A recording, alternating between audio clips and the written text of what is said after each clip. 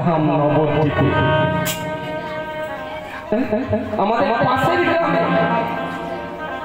আমরা এই গৌর দেশের মানুষ হয়ে ভগবানকে চিনতে পারি। দেশ বিদেশের মানুষরা প্লেন থেকে এই পশ্চিমবঙ্গের মাটিতে পা দেবার আগে আগে মাথাটা থেকে প্রণাম করে নিত। কেন? তারা জানে গো আর প্রণাম এখন তো প্রণাম উঠেই গেছে। কেন এই কলিযুগের মানুষের এত আয়ু কম? আপনি বলুন, কলিযুগের মানুষের আয়ু হচ্ছে 100 বছর, কিন্তু সেটা 40-50-60-এর মধ্যে শেষ হয়ে যাচ্ছে। আমরা প্রণাম করা বন্ধ করে দিয়েছি। সাধুদের প্রণাম করতে হবে। সন্তানরা আগেকার দিনের পিতা মাতাকে প্রণাম করে স্কুলে যেত, বাইরে খেলতে গেলে প্রণাম করে যেত, এসে প্রণাম করত। যতবার প্রণাম করতো মা বাবাকে, মা বাবা ততবার আশীর্বাদ দিত। সাধুজনকে গুরুজনকে যদি প্রণাম করেন, ও মা সে আশীর্বাদ দেবেন। এখন তো আশীর্বাদ দিতে গেছে কোনো আজ ঋষি মুনি ঋষিদের প্রণাম করলে তারা কি আশীর্বাদ করে? তারা বলে দীর্ঘজীবী বলে। তাহলে আমরা এখন প্রণাম করা উঠে গেছে। এই হরিবাসনের আসনে যে বসেছেন, এই কত যে ভাগ্যের ফলে এই আসনটা পেয়েছেন কল্পনা করা যাবে না। সুন্দর বদন পেয়েছি কৃষ্ণ নাম বলবো, সুন্দর হাত পেয়েছি ভগবানের সেবা করবো বলে সব ভুলে যাচ্ছি। আমরা সোজা পথে চলতে জানি না। আমরা সর্বসময় দেখে যাই। যেমন এখন দেখবে অনেক মায়েরা সোজা শিখে সিঁদুর দিবে, আমার বাইপাসে দেবে, তাহলে বেঁকে যাচ্ছে সব। সোজা পথে আমরা কেউ যাবে না। এই কলিযুগে আবার দেখিয়ে দেবে। কেন দেখিয়ে দিচ্ছে? স্বামীগুলো তো বেঁকে যাচ্ছে। আমরা সব পথে সোজা পথে চলতে পারছি, তাই তো বলছে মহাপ্রভু বলছে দশে কাছে গিয়ে গিয়ে নাড়ে বসিয়া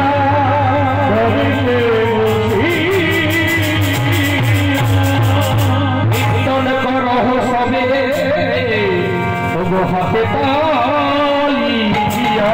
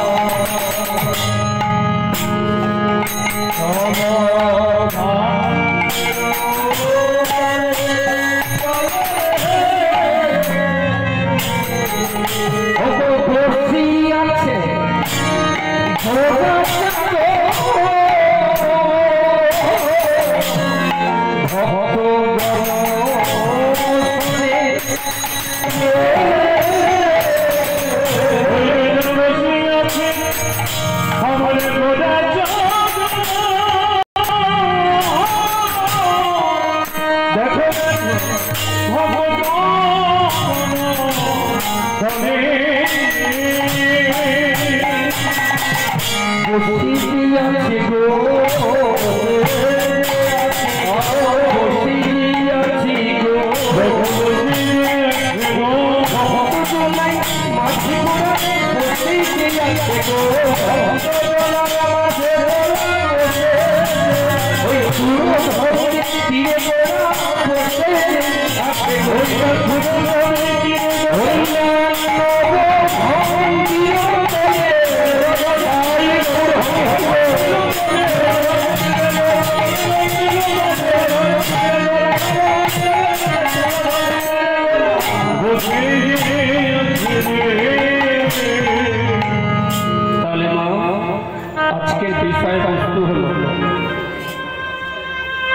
বৃন্দাবনে রাধা শ্যামের বাসর চলছে।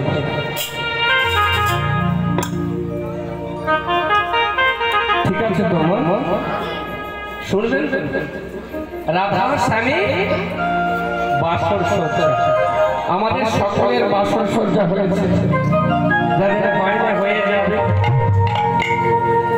তা আজকে আমরা রাধা শ্যামের বাসর সজ্জা লীলা শ্রবণ করব। ঠিক আছে, তাহলে রাধা শ্যামের কথা বলতে গেলে আগে গৌর হরির কথা বলতে হবে। গৌর হরি কি করছে? দাপর যুগের কথা, সেই লীলার কথা মনে জাগরিত হয়েছে।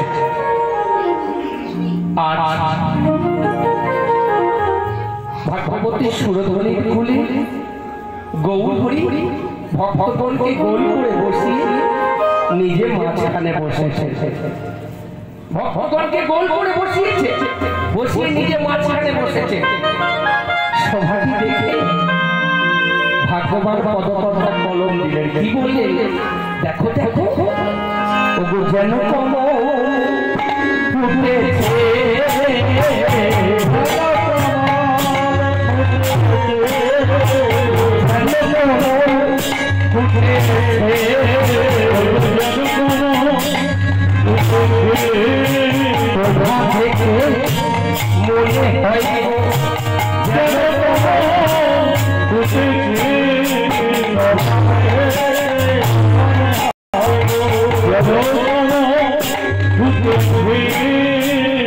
মনে হয় কমল মানে কি?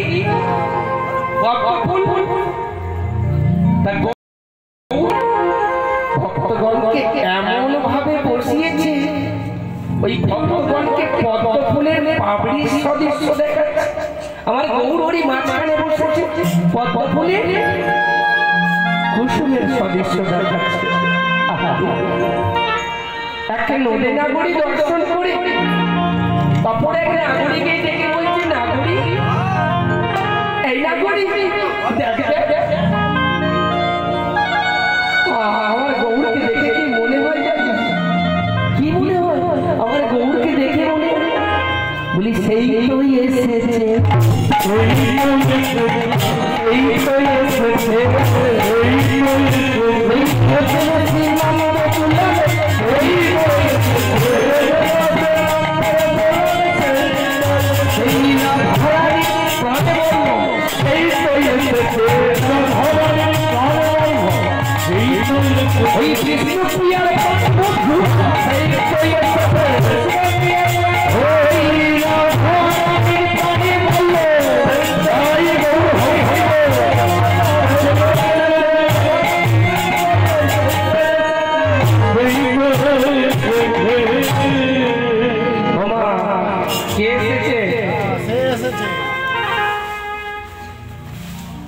আমার গৌর হরি এসেছে। কোথায় কোথায় এসেছে গৌর?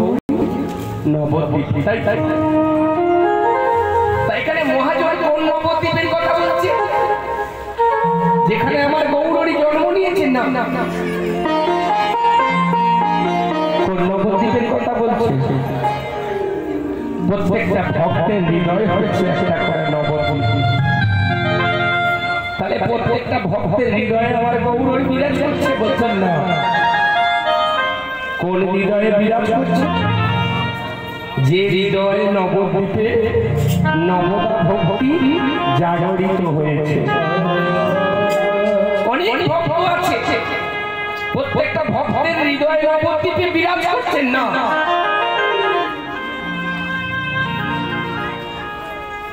কোন হৃদয় নবদ্বীপে? যে দ্বীপে হয় নবদা ভক্তি উদয়। ভক্তি একটা নয়, 9টা ভক্তি। শ্রবণ কীর্তন, এই যে আপনারা শ্রবণ করছেন, এটা হলো একটা ভক্তি, কিন্তু করতে হবে মন প্রাণ ঐক্য করে। কলিযুগের মানুষ তো আস্তে আস্তে, কলিযুগের মানুষ চুপ করে থাকতে পারবে না। কেননা এই কলিযুগের মানুষ, প্রত্যেকটা মানুষ একটু শান্তি খোঁজে। করলে আমি শান্তি পাবো? কোথায় গেলে শান্তি পাবো? আচ্ছা মা, আপনারা বলুন তো, কেউ শান্তিতে আছে? নেই তো?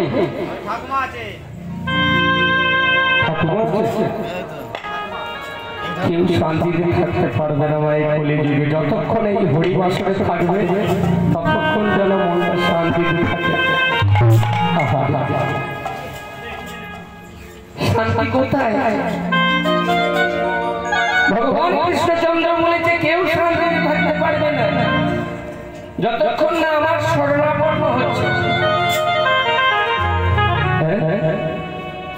এটা কলিযুগ, বড় পাপের যুগ। প্রত্যেকটা পদে পদে আমরা পাপ করি, আমরা নিজেরাও জানি না এই কর্মটা পাপ কি পূর্ণ। যখন মা বসুমাতা পাপের ভাগ হরণ করতে পারল না, স্বয়ং ব্রহ্মদেবের কাছে গেছে, ব্রহ্মদেব আমি আর পাপের ভার হরণ করতে পারছি না, উপায় বার করে দাও। ব্রহ্মদেব জানা নেই, চলো আমরা শিবলোকে যাই। মহাদেবের কাছে গেছে, মহাদেব বলছে আমার তো জানা নেই কিভাবে পাপের ভার হরণ করতে হয়। আমরা বৈকুণ্ঠ নারায়ণের কাছে যাই। যখন প্রভু নারায়ণের কাছে গেছে,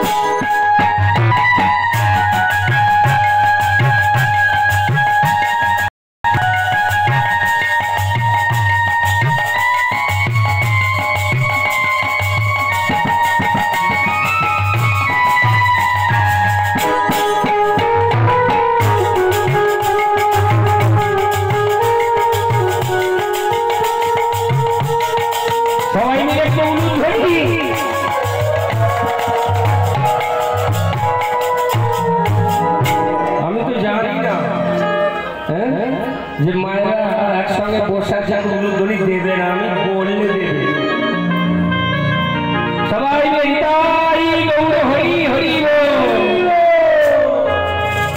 যখন মা বসুমাতা বৈকুণ্ঠের নারায়ণের কাছে গিয়ে বলছে প্রভু পাপের ভার হরণ করতে পারছি না, একটা উপায় করে দাও। তখন সঙ্গে সঙ্গে প্রভু নারায়ণ বলছে মা তুমি ফিরে যাও, অংশ নয় বলা নয়, স্বয়ং আমি নিজে কৃষ্ণ অবতার হয়ে জন্ম নেব, তখন তোমাদের পাপের ভার আমি হরণ করে দেব। তারা যখন ফিরে আসছে, ব্রহ্মদেব মাকে জিজ্ঞাসা করছে মা এই কলিযুগের মানুষ কি কর্ম করলে পাপ হয়? কি কর্ম করলে পাপ হয় এই বলি, সেগুলো থেকে আমাদের দূরে থাকতে হবে। একদম বড় বড় হাই হয়ে যাচ্ছে, বাসসজ্জা রাত্রি হলে সবাই বিয়ে বাড়ি খেয়ে যাবে, এমনি সবার বাড়িতে লুচি হয় না। তাহলে কি কর্ম করলে আমাদের পাপ হয় একটু মন দিয়ে শুনবেন মায়েরা। কৃষ্ণ প্রতি ভক্তি নাহি কদাচ, কৃষ্ণ প্রতি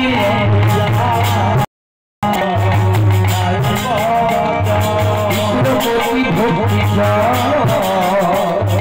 নাহি কদাচ,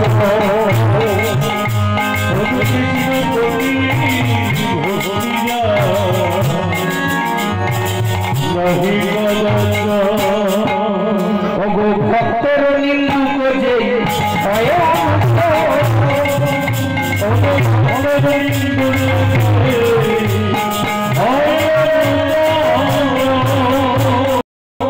প্রথম হয় দেখুন কাদেরকে পাপী বলছে কৃষ্ণ প্রতি ভক্তি যার নেই এখনো অনেক মানুষ আছে কৃষ্ণ কোন দেবতা তাও জানে না এটা জানে যে কৃষ্ণ 1600 গোপিনী নিয়ে লীলা খেলা করেছিল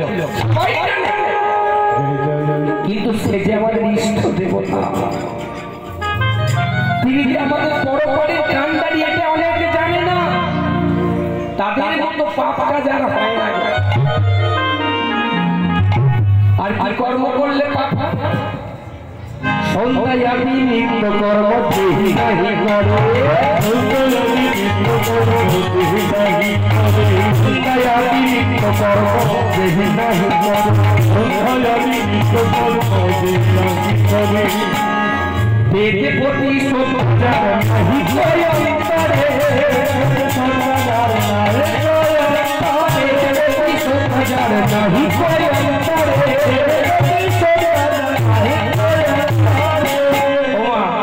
অন্তরে সকল মায়ের দেন তো সত্যি বলছেন কোনো গন্ডগোল হয় না তো বাবা এখানে তো ভালো বলতে হবে সন্ধে দিতে গেলে প্রত্যেকটা বাড়িতে গন্ডগোল হয় শাশুড়ি মা যদি বৌমাকে বলে বৌমা সন্ধেটা দাও না নিতাই গৌরবন্দে হরি হরি যারা এরা বড় করতে এই অনুষ্ঠানটাকে সবাই মিলে ভগবানের কাছে প্রার্থনা করি যেন মঙ্গল করে এইভাবে বছরের পর বছর যেন সবাই একত্রে এই অনুষ্ঠানটিকে বজায় রাখতে পারে নিতাই গৌর হরি হরি বল তাহলে কি বলছি সন্ধ্যায় আদি নৃত্য কর্ম এখানে তো ভালো বলতে হবে প্রত্যেকদিন সন্ধ্যা দিতে গেলে দেখবে বাড়িতে ঝামেলা শাশুড়ি বা বৌমাকে যদি বলে বৌমা সন্ধ্যাটা দিয়ে দাও না না মা তুমি দিয়ে দাও আজ কালকে দেবো আমি জগন্নাথ কি হরি সিরিয়াল দেখছে যদি মা মেয়েকে বলছে মা তুই সন্ধ্যাটা দিয়ে দেবো না আমি দেখছি তুমি দিকে যাও সন্ধ্যে দিতে গেলে প্রত্যেকটা বাড়িতে যদি আপনারা হ্যাঁ বলছেন কিন্তু প্রত্যেকটা বাড়িতেই সন্ধ্যে দিতে গেলে একটু গন্ডগোল হয় সন্ধ্যে কেন দিই এই যে সন্ধ্যে কেন দিই হাতে প্রদীপটা নিয়ে এক হাতে ধূপ তাই তাই আচ্ছা আচ্ছা একটু মন দিয়ে শুনুন মায়েদের কাজে লাগে শুধু মায়েদের গোটা সংসারটার কাজে লাগে এক হাতে কি থাকে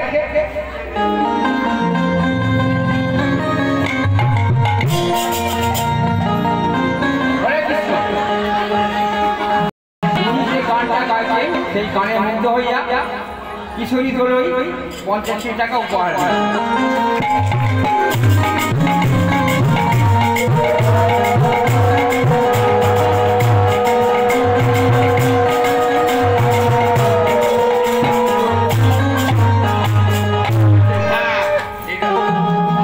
বলছে সারা রাত থাকতে হবে থাকবেন তো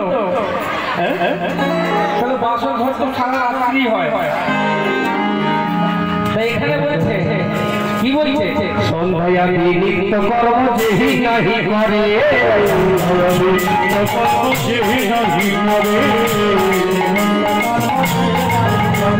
সন্ধ্যায় আমি নিত্য কর্ম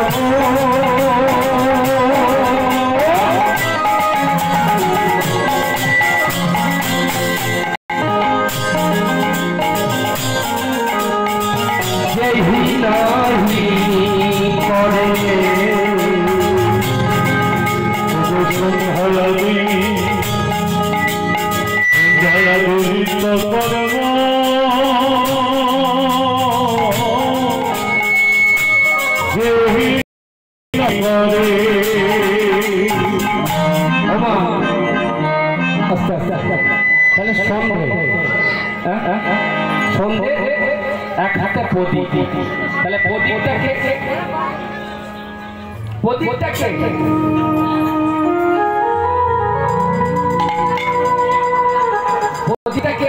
আস্তে আস্তে একটু মন দিয়ে শুনতে হবে প্রদীপ নিয়ে তোমরা যাই কোনদিন বলেছি হে তুলসী তুমি তো কৃষ্ণ প্রেয়সী বলো না তুমি তো ভগবানকে পেয়েছো। তুলসী তোমার মন্দির প্রদীপের আলোয় আলোকিত করে দিলাম।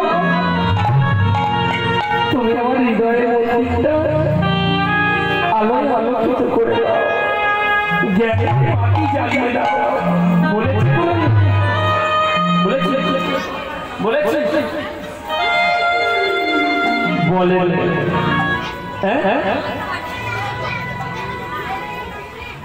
তাহলে আমার মন্দির বলি নাই, ওই প্রদীপটা নিয়ে যাই। প্রদীপটা আস্তে আস্তে অনেক কথা হচ্ছে, কিন্তু কথা করলে বলে তাহলে আমাকে গানগুলি করে যেতে হবে। একটু মন দিয়ে না শোনা, আমি তো চাইছি শোনাবো।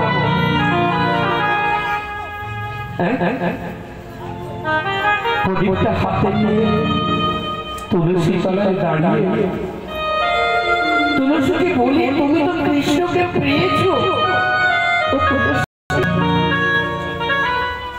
সন্ধ্যে দেবার টাইম নেই, আবার এতখানি কথা বলবো, তাই তো? প্রদীপটাকে, প্রদীপটা হলো ব্রহ্মার কন্যা সন্ধ্যা। প্রদীপ হয়ে যাচ্ছে কেন? প্রদীপ হয়ে যাচ্ছে কেন? একটুখানি বলি।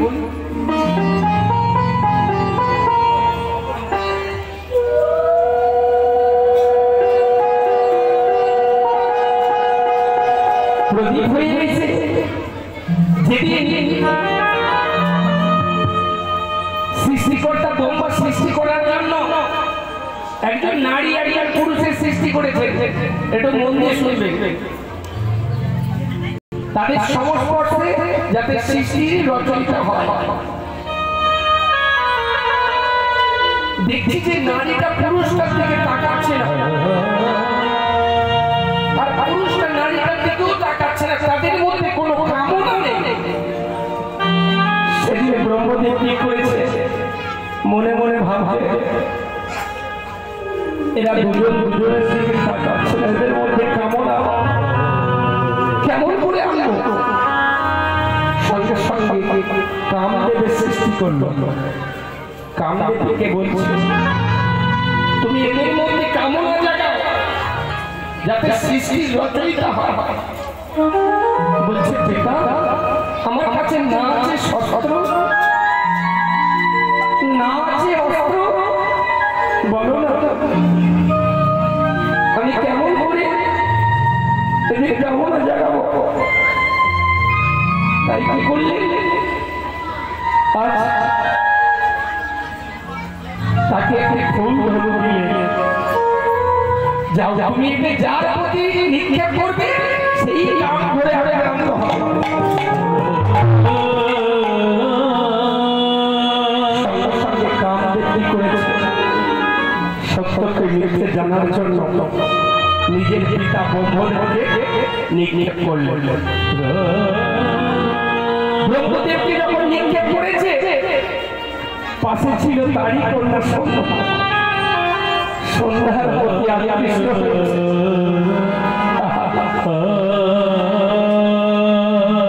সন্ধ্যা বলছে, পিতা কি করলে? জগতে কোনো জায়গায় হয় না, বলো পিতা তুমি কলঙ্কিত করলে আমাকে। সেই দিন ব্রহ্মদেব বলছে, মারি আমার কোনো দোষ নেই, আমি তোকে বর দিচ্ছি, তুই মর্তে প্রদীপ হয়ে যা।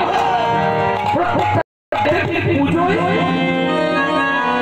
তুই প্রদীপ হয়ে যাবি। এই হলো সৌন্দর্য। আর কি কর্ম করলে পাপ? পিতা মাতা গুরুজনে না করে বসো, পিতা মাতা গুরুজনে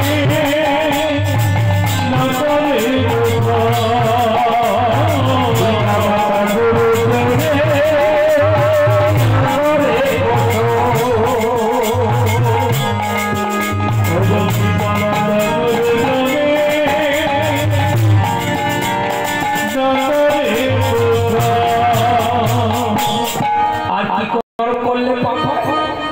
পিতা মাতা গুরুজনের না করে পোষণ।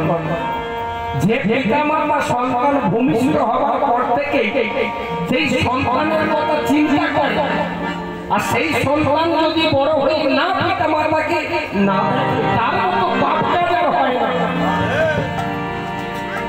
আর কি বৈষ্ণবের উপহাস করে যে নিজ, বৈষ্ণবের উপহাস করে যে নিজ, বৈষ্ণবের উপহাস করে যে নিজ,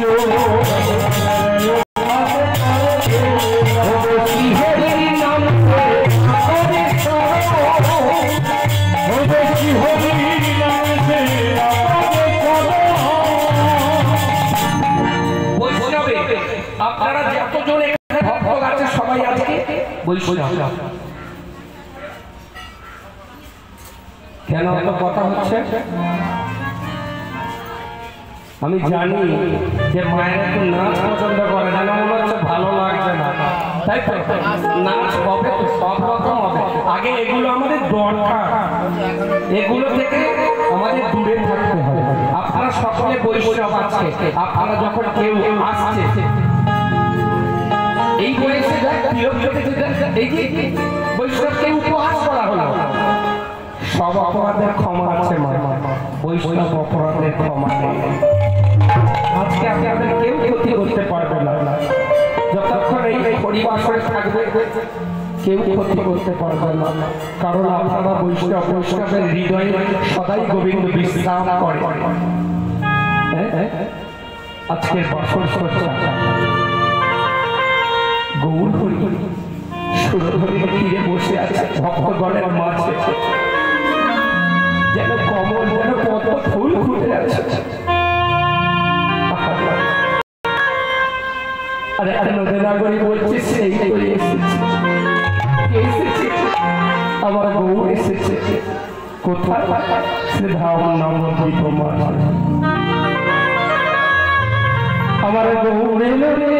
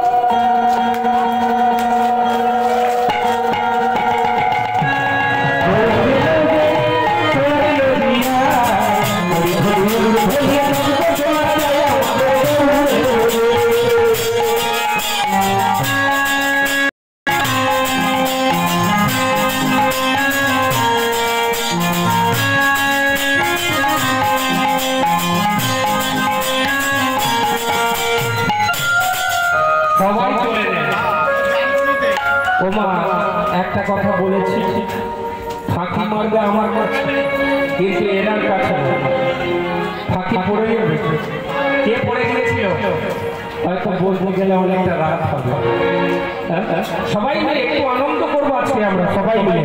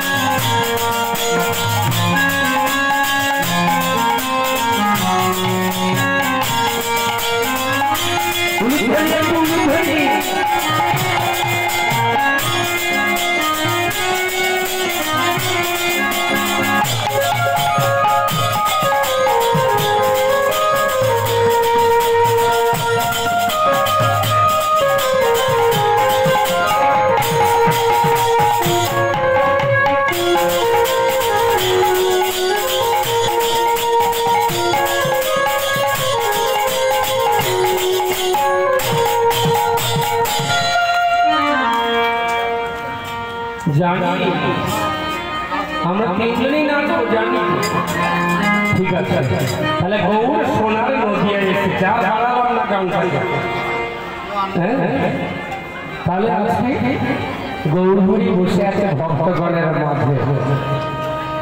হ্যাঁ, সময়টি কখন, কোন সময়ে বসে আছে? রজনী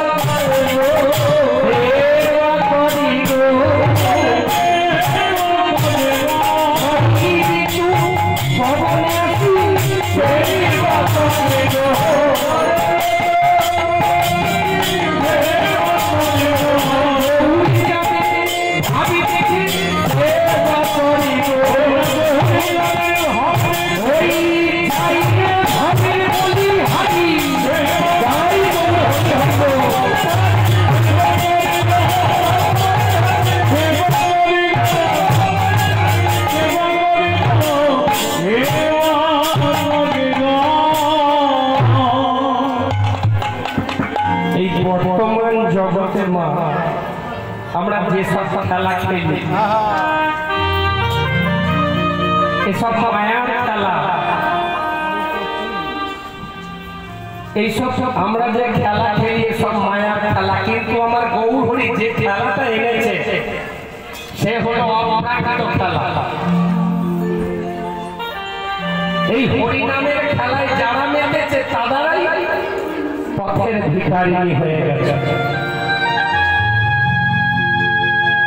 ভগবানকে আমরা অনেক দোষারোপ করি, করি না?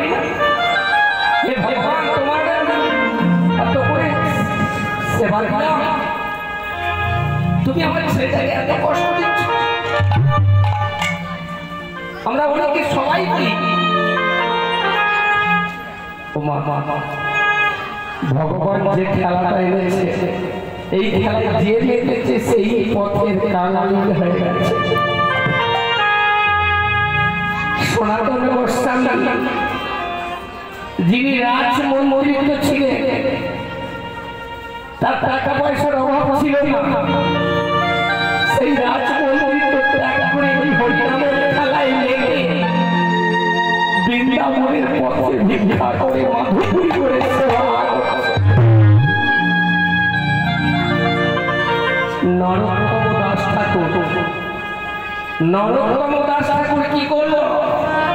তিনি তো রাজপুত্র ছিল বাবা, দেখুন তিনি রাজপুত্র ছিল, সেও এই হরিনামের খেলায় মেতে পথের ভিখারিণী হয়ে গেল।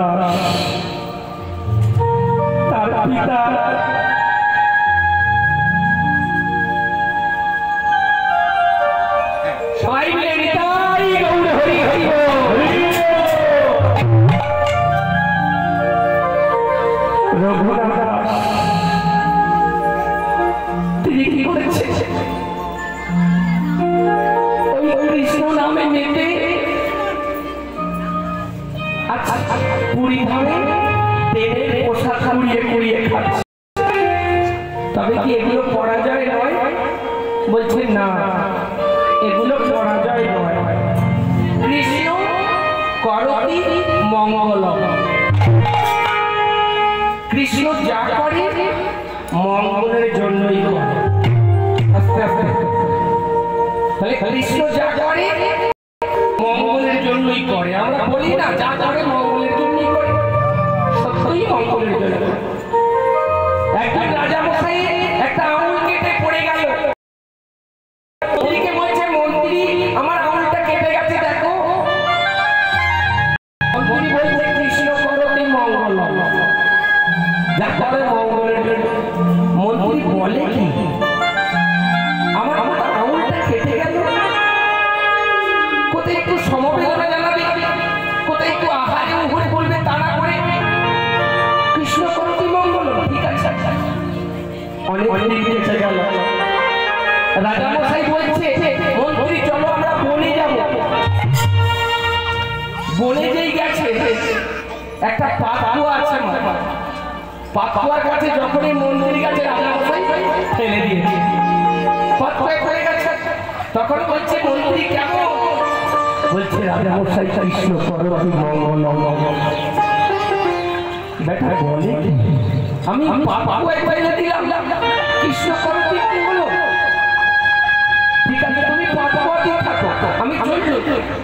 বলে বনে যখন ঘুরছে, বনে একটা কাপালি এসেছে। কাপালি নর বলি দেবার জন্য নর খুঁজে বেড়াচ্ছে। ওই রাজাকে দেখতে পেয়ে বলছে চল তোকে আজকে মায়ের সেবায় লাগাবো। রাজা মশাই যখন গেছে, রাজা মশাই ভাবছে পুজোর জোগাড় করতে লাগবো, এ আমার কেমন কাজ। যাই যেই গেছে বলতে স্নান করে এসে, স্নান করে এসে, স্নান করে যখন এসেছে, যখন দেখবে মা বলিলেন, তখন সারা শরীরটা পরীক্ষা করে কোথায় ক্ষত বিক্ষত আছে। ওই রাজা মশাইকে যখন পরীক্ষা করছে দেখছে একটা আঙুল কাটা। সঙ্গে সঙ্গে ওই কাপালি বলছে তুই এখান থেকে দূর হয়ে যা, তুই মায়ের সেবায় লাগবি না। দেখুন মন্ত্রী ঠিকই বলেছিল কৃষ্ণ করতি মঙ্গলম। রাজা মশাই গানে নিয়ে ছুটতে ছুটতে মন্ত্রীর কাছে এসে বলছে মন্ত্রী যখন আমার আঙুলটা কেটে গিয়েছিল তুমি বলেছিলে কৃষ্ণ করতি মঙ্গলম, সত্যই তাই। আচ্ছা যদি আঙুলটা আমার কাটা না থাকতো তাহলে মায়ের সেবায় লাগিয়ে যেতাম, বলি হয়ে যেতাম। আর তোমাকে যে পাপা হয়ে ফেলে দিয়েছি সেটাও মঙ্গল। তোমাকে যদি আমি না ফেলে দিতাম তাহলে আমার জায়গায় তোমাকে বলি দিত। তাহলে যা করে মঙ্গলের জন্য করে। গৌরী বসে আছে, ভক্তগণকে গোল করে বসিয়ে আকাশে চন্দ্র বিকশিত, হিমের মৃদুমন্দ গতিতে বাতাস বইছে গোবিন্দ সেবার জন্য। নবভান্ডির জলটা কোথায়? সেটা আবার কি? মা গঙ্গা স্নান করতে গেছে, গঙ্গার ঘাটের নাম আছে, তাই তো? আর গৌরী যে ঘাটে লীলাটা করছে সেই ঘাটের নাম হচ্ছে নবভান্ডির জল। সেখানে একটি গাছ আছে, তার ফুল হয়, ফল হয়। সেই ফুল আর পাতা দিয়ে গৌরী বাসন রচনা করছে।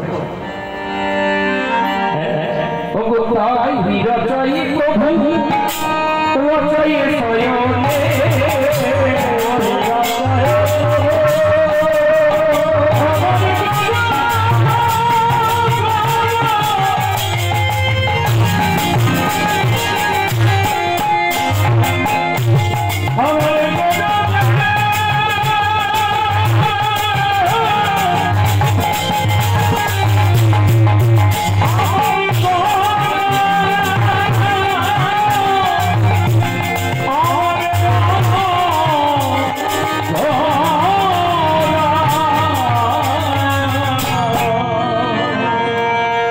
रचाई प्रभु रचाई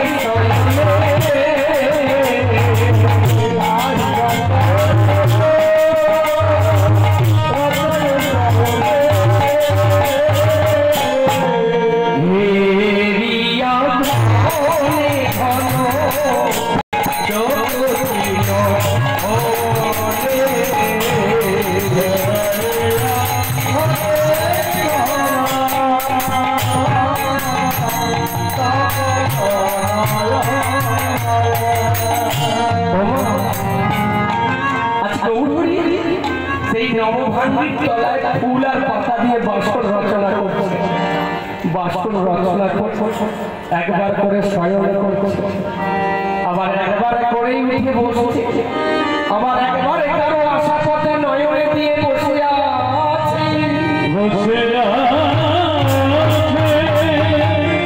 ভাগ্যবান পদকর্তা কলম দিলেন আপন অঙ্কের ছায়া দেখি আয়ু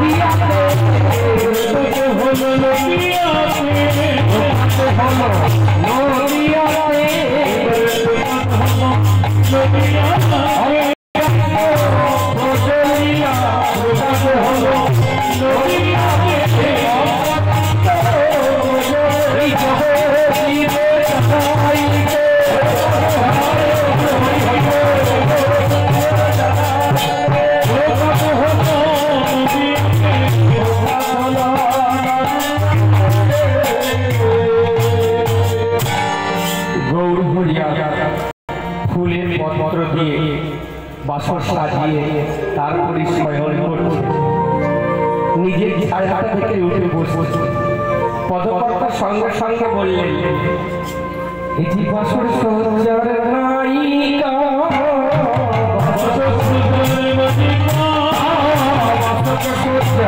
नायिका भाभी देखे जाना चलो बासुर सोचार नायिका जाइए भाभी